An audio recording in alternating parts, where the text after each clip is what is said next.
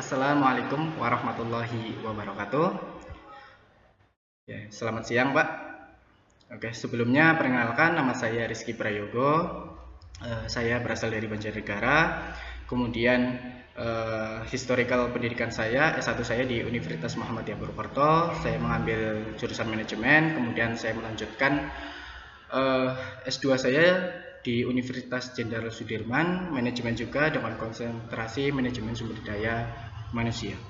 Sebelumnya saya mengucapkan banyak terima kasih kepada Bapak yang sudah welcome kepada saya, kemudian memberikan kesempatan dari kemarin berkenan untuk mengirimkan portofolio, kemudian sekarang berkenan untuk memberikan presentasi terkait HRD itu seperti apa. Di sini saya akan sedikit membahas terkait overview secara frameworknya HRD itu apa dan tantangan di era digital. Langsung saja mulai dari HRD. Apa sih itu HRD? HRD adalah Human Resource Development. Sebenarnya berdasarkan kata ataupun nama kita mungkin sedikit bisa mengartikan bahwa human resource ya pasti hubungannya dengan manusia. Kemudian development dan pengembangan nanti di dalamnya terkait pengelolaan, peningkatan kualitas dan sebagainya. Jadi human resource development adalah bagian dari manajemen sumber daya manusia yang fokusnya pada di pengelolaan, pengembangan dan peningkatan kualitas tenaga kerja dalam suatu organisasi. Jadi biasanya sangat kadang salah diartikan bahwa HRD itu tugasnya hanya absensi karyawan ataupun berkaitan dengan gaji dan sebagainya. Sebenarnya HRD itu lebih luas bidangnya, bukan hanya sekedar absensi dan gaji, tapi di situ ada pengelolaan, ada pengembangan dan peningkatan kualitas tenaga kerja dalam suatu organisasi. Nanti hubungannya dengan strategi perusahaan dan tujuan apa yang ingin dicapai oleh suatu perusahaan. Ya. Kemudian mengapa HRD ini penting dalam suatu organisasi? HRD memiliki peranan penting dalam memastikan karyawan memiliki kompetensi yang dibutuhkan untuk mencapai tujuan perusahaan. Jadi kata kuncinya, keywordnya itu ada di dua kata ya, kompetensi dan tujuan. Bagaimana HRD itu concern terhadap kompetensi ataupun kualifikasi dari karyawan di suatu perusahaan. Jadi terkait mungkin nanti adanya peningkatan dengan pelatihan, ada benchmark atau dimulai dari rekrutmen yang selektif dan sebagainya, sehingga menghasilkan karyawan yang mempunyai kompetensi dan kualifikasi yang baik, yang tujuan akhirnya itu mencapai tujuan perusahaan. Jadi peran HRD ini sangat strategik untuk nanti menentukan arah dari tujuan organisasi, pencapaian tujuan organisasi. Kemudian fungsi utama HRD. Sebenarnya fungsi secara general HRD itu banyak banget. Tapi pada kali ini saya menyampaikan secara garis besarnya itu ada beberapa yang nanti dari fungsi itu bisa kita turunkan ke beberapa fungsi HRD yang lain. Yang pertama yaitu rekrutmen dan seleksi. Bagaimana HRD itu harus mempunyai kemampuan atau capability untuk menarik dan memilih kandidat yang sesuai dengan kebutuhan perusahaan. Bagaimana sih posisi A semisal harus sesuai diisi oleh orang mempunyai kompetensi atau kualifikasi seperti level ataupun level 1 atau level 2 gitu. Jadi HRD itu harus bisa memfitkan kompetensi dan posisi yang dibutuhkan oleh perusahaan. Tapi kalau kita turunkan lagi rekrutmen, sebelum melakukan rekrutmen dan seleksi, seorang HRD juga harus mempunyai capability ataupun kemampuan untuk melakukan job analysis, di mana job analysis ini sangat penting ya sebelum rekrutmen. Jadi sebagai contoh saja biar lebih jelas, contoh posisi A dianalis nih oleh HRD. Posisi A itu sekretaris. Kompetensi yang harus dimiliki itu seperti apa sih? Terus skill yang harus diisi itu seperti apa sih? Kemudian tugas ataupun karakteristik pekerjaan itu seperti apa sih? Nah, HRD harus mempunyai kemampuan menganalisis hal tersebut. Bagaimana posisi A bisa diisi oleh orang yang mempunyai kualifikasi A, B, C, D, kemudian karakteristik pekerjaannya itu seperti ini dan tugas pekerjaannya seperti ini. Jadi itu kalau kita turunkan lagi terkait fungsi dari HRD. Kemudian selanjutnya itu ada pelatihan ataupun pengembangan. Nah, pelatihan atau pengembangan itu meningkatkan keterampilan dan pengetahuan karyawan agar lebih produktif. Nah, ini kalau kita lebih dijabarkan lagi nanti hubungannya, relevansinya juga terkait dengan karir planning dari karyawan. Jadi HRD itu harus punya roadmap dari mulai proses seleksi, nanti tahapannya seperti apa sampai peningkatan keterampilan. Bisa dilakukan dengan adanya pelatihan, kemudian ada benchmark dan lain sebagainya untuk meningkatkan keterampilan dan pengetahuan karyawan lebih produktif.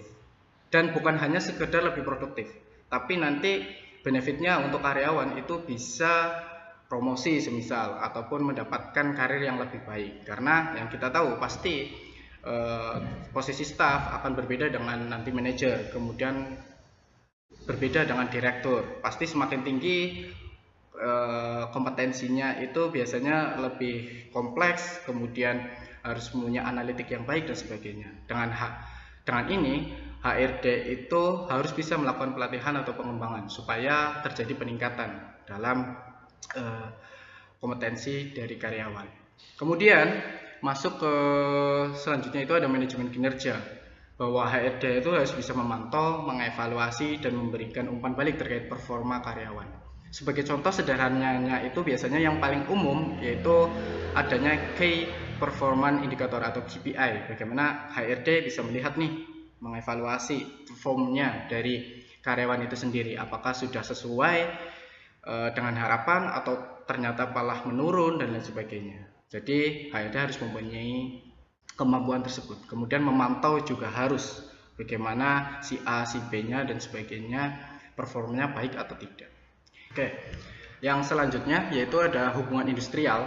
Jadi kalau hubungan industrial ini itu membangun hubungan kerja yang harmonis antara perusahaan dan karyawan. Seringkali kepentingan dari karyawan itu terjadi misunderstanding antara karyawan dengan perusahaan. Jadi HRD harus bisa menjaga hubungan industrial ini. Biasanya erat kaitannya dengan lingkungan kerja mungkin ataupun ekspektasi dari karyawan yang tidak sesuai dengan perusahaan dan sebagainya. Jadi HRD itu harus bisa istilahnya mengkoordinir hal tersebut, mungkin dengan forum group discussion dan sebagainya, membahas terkait apa sih yang menjadi permasalahan hubungan antara karyawan dan perusahaan itu. Jadi fungsi utama HRD ya mencakup tadi rekrutmen, pelatihan, manajemen kinerja, hubungan industrial. Tapi kalau kita jabarkan nanti ada beberapa lagi fungsi yang harus memang HRD itu pahami. Oke, sedikit menyinggung terkait tantangan dan tren HR di era digital. Yang pertama itu ada digital HR. Sekarang itu ada pemanfaatkan HR Tech dan HR Analytics untuk efisiensi kerja.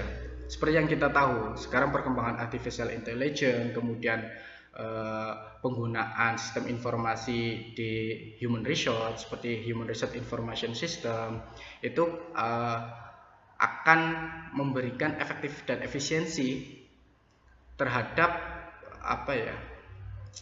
terhadap kinerja di bidang HR ini sendiri. Jadi seorang HR pun harus bisa adaptable dengan perkembangan teknologi.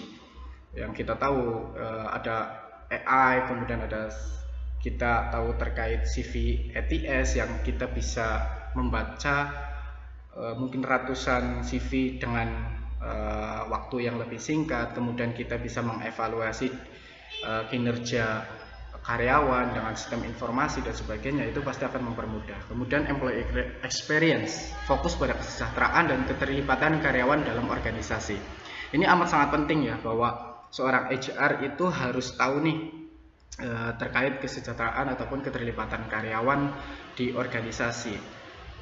Sebagai contoh, biasanya itu yang sering terjadi itu di lingkungan ataupun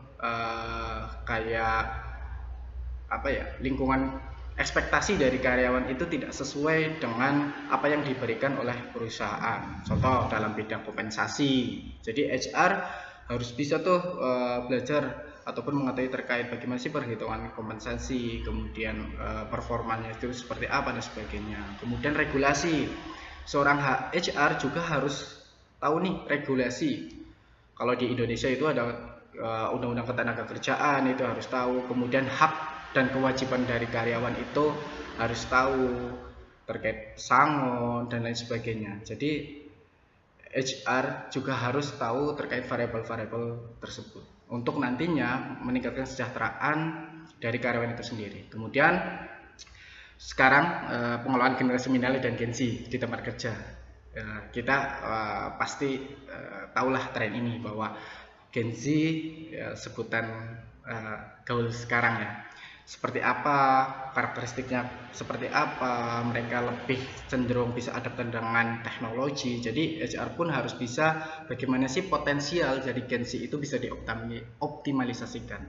Oleh karena itu HR juga harus bisa beradaptasi dan perkembangan zaman. Kesimpulannya bahwa HR bukan hanya sekedar administrasi ataupun fungsi administratif, tapi lebih jauh terkait strategis perusahaan. Mulai dari arah nanti perusahaannya seperti apa, tujuan yang ingin dicapai seperti apa dan sebagainya. HRD harus bisa menguasai ataupun mengelola sumber daya yang ada untuk pencapaian perusahaan, tujuan perusahaan. Jadi bukan hanya sekedar administrasi, absensi dan sebagainya. Kemudian HR harus mempunyai kemampuan untuk membangun budaya kerja yang sehat dan inovatif. Kemudian HR yang tadi sudah kita bahas harus bisa lebih adaptif, karena itu menjadi kunci keberhasilan perusahaan. Mungkin itu sedikit overview terkait HR yang bisa saya sampaikan. Kurang lebihnya mohon maaf. Wassalamualaikum warahmatullahi wabarakatuh.